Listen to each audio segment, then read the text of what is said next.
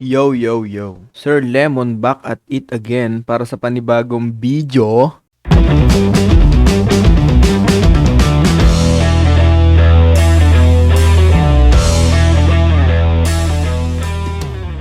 Alright, so hindi ko alam kung bagong video to o ganun na naman ano.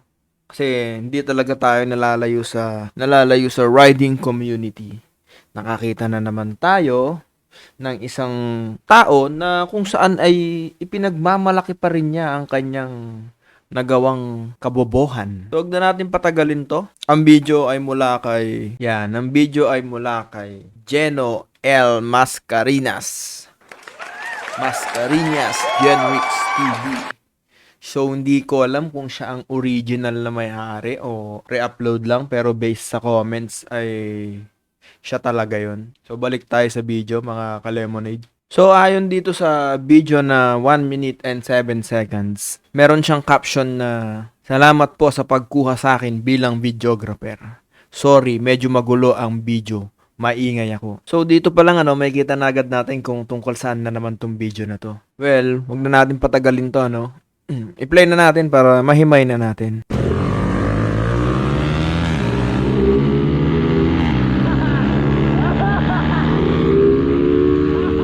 So, dahil sabi niya rito, kinuha siya na videographer, maaaring siya ay taga-video lang na itong dalawa na siguro nag-gauge sila, nagtetestingan sila.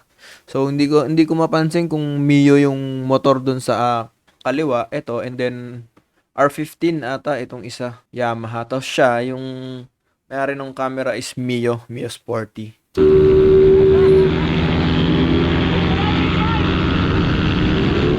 So, yung lugar mga ka-lemonade ay nasa highway lang sila.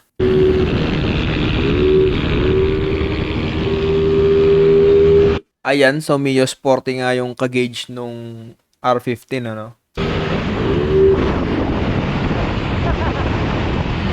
Na obvious naman makikita natin at maririnig sa video na yung may hawak ng camera ay tumatawa at tuwang-tuwa sa kanyang ginagawa. Kayo na bahalang sumita sa mga violations niya rito. Ako ipapakita ko lang kung ano yung napansin kong hindi maganda sa paningin ko, sa paningin ni Sir Lemon.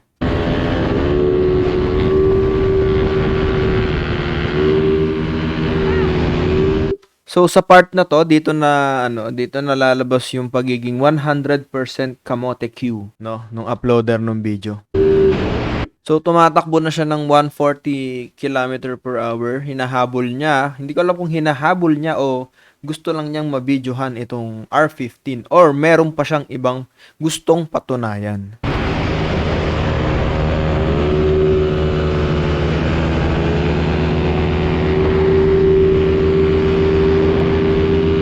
So, dito sa video mga ka-lemonade, hindi natin alam kung hinahabol niya ba talaga o binibidyohan niya na lang, Pero feeling ko kasi hinabol na niya to, hindi na lang to para videohan yung R15. Hinabol na lang niya to para ipakita na yung Mio Sporty niya ay kayang sumabay sa R15 na, well, in fact, naunahan pa niya. So, yun lang ang nilalaman ng video na to, mga ka-lemonade. Pinakita lang nila na sila ay nagtetestingan sa National Highway na hindi sila fully geared, Tapos tuwan-tuwa sila.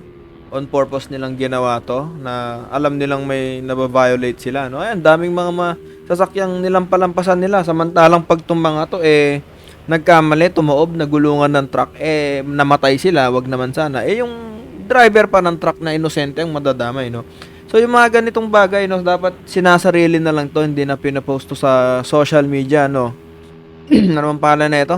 Genrix TV. Mga ganitong bagay, sinasarili na lang yan, sa cellphone na lang yan, sa laptop mo, sa computer mo. Huwag mo na siyang i-upload sa social media, Minsan talaga tayong mga tao, sinasadya natin gumawa ng mga tae content, mga maling content, para lang mapagpiestan at mag-trending yung video natin. Gaya nga ng sinabi ko, kung gusto ninyo mag-trending kayo, kumain kayo ng tae. Tignan nyo si Boy Tapang, kumain nata ng tae yun dati. Ayun, sumikat na siya ngayon kung ano-ano kinakain niya. So, yun na lang gawin ninyo, Huwag na yung mga ganito, makakapandamay pa kayo, Solid lane, nasa 4 lanes na kayo sa lagay na yan. Lumalampas ka pa sa kabilang, sa kabilang lane naman. Kuma-counterflow ka pa. Bago mo overtake ka pa, solid yan, O, ayan, mga ganyan, Ay nako, kung ako sa Genrix na no, Genrix TV, kung gusto mong lalong sumikat, ayusin mo yung mga content mo, yung mga video mo. Magaling ka, magaling kang mekaniko. Oo, totoo yun. Hats down sa'yo.